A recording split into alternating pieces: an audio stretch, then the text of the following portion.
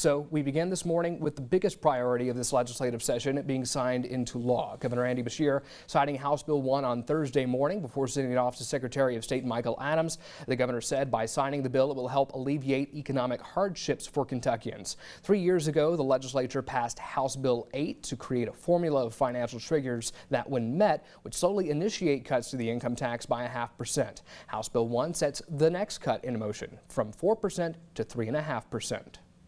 This has been supported by Republicans. It's been supported by Democrats. In the end, I support it because it's going to help you. I will always do what's best for our families. That's my job. Not all Democrats joined the governor in supporting the bill, with concerns shared about the long-term implications of more cuts and differing beliefs about economic policy. The income tax reduction is now set to take effect on January 1st of 2026. Representative Heavrin, I want to start the segment with you here. So we got through this cut here. You supported it. How long until we get to the next cut? Is it likely to happen next year? Your thoughts? You know, I think it depends on our spending. Of course, you know, since we took the majority in 2016, we've been able to make the cuts needed. We've cut the income tax by 1/3. So now, right now in January 2026, we'll get to 3.5%. And this point percentage income tax cut means that there will be over $700 million back in Kentucky families' pockets. And that's what we're all looking for. You know, I think for the future cuts, it depends. You know, we weren't able to meet the triggers this year, so we won't be able to pass the bill next year.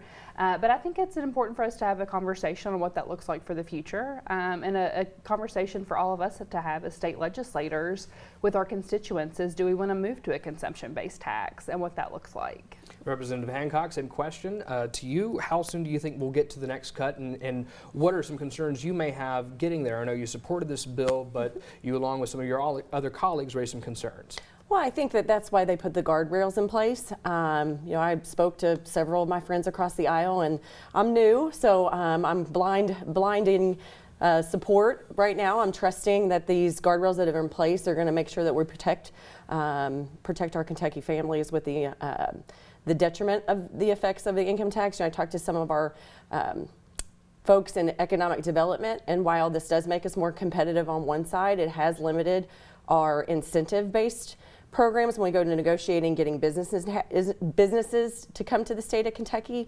So we just need to make sure that we're all having the conversations, and I think that that's happening. So I'm confident that we will move forward as needed. What do you think on that point about this being a tactic on attracting businesses and residents? You know, I think it's great for Kentucky workers. Each of us work other jobs. For the most part, some of us might be retired, but you know, I think really Kentucky families want to choose how they spend their own money rather than it going to government. And so it's a great opportunity to bring that money more back to them, especially with inflation right now. Groceries are expensive. We were just talking to our colleague in our aisle, you know, Erika and I are seatmates, and we were talking about the price of eggs. And you know, things are really expensive for families right now. So if we can help that and lift that burden and put more money back in their pockets, that's exactly what we're here to do. Is it too early to ask if there's any concerns about any of the federal policies trickling down and affecting how we do our state budget? I know that there's been a lot of concern about tariffs, but we've not actually felt that impact yet. Any discussions there? Well, we just need to be careful. We don't need knee-jerk reactions. I think that as leaders, we just need to let the folks of Kentucky know that we're keeping an eye on it. And if we focus on families first, then we'll do the right thing at the end. Anything more? Yeah, absolutely. I agree with Erika. You know, I think one thing we are looking is Medicaid and seeing what that reimbursement rate looks like from the federal government. But I think it's important for people at home to know that we are watching it, and we'll do what we need to do to make sure that Kentucky is taken care of.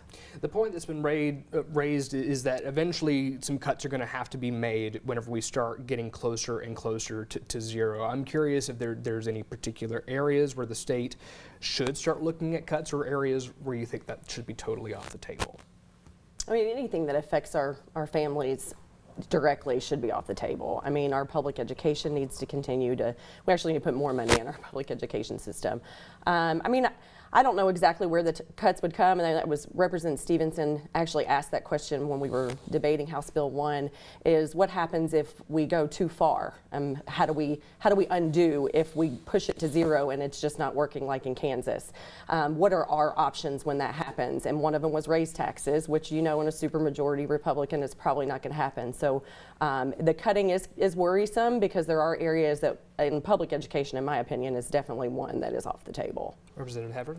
You know, I do want to make a point to Representative Hancock. You know, since taking the majority, we have fully funded education to the highest levels since we took over. And I think that's important to note. You know, the education piece of our budget is over 40%, which is a big portion of our budget, and a lot of people don't realize that. I'm sure you all read that KDE has a shortfall. You know, we have stepped up and said even though KDE provided us incorrect information, we will work with them to make sure that is right to make adjustments. And so I think, you know, the majority has a huge commitment to education. I don't see us wavering from that. It's something we've promised, including funding pensions for teachers, and that's something we do. We go over our obligation, and so I think we will continue to do that.